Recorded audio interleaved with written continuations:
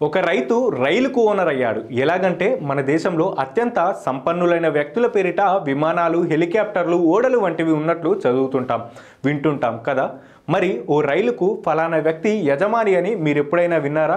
విని ఉండరు. ఎందుకంటే మన దేశంలో అతి అసాధ్యమైన భారతీయ రైల్వేలు పూర్తిగా ప్రభుత్వ ఆస్తిగానే కొనసాగుతుంటాయి.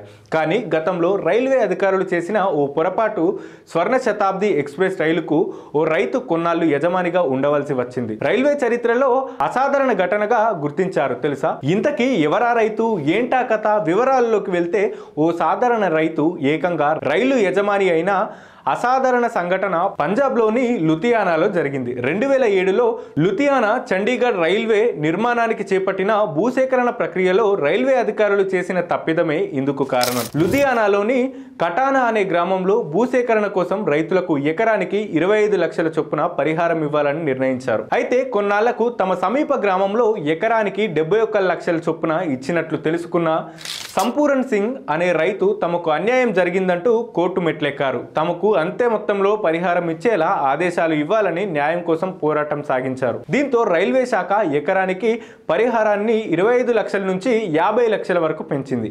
అయినా వెనక్కి తగ్గకపోవడంతో ఆపై పరిహారం 1.47 కోట్లకు పెరిగింది. ఈ మొత్తాన్ని నార్త్ రైల్వే 2015లోగా చెల్లించాలని కోర్టు ఆదేశించినప్పటికీ రైల్వే అధికారులు చెల్లించలేదు.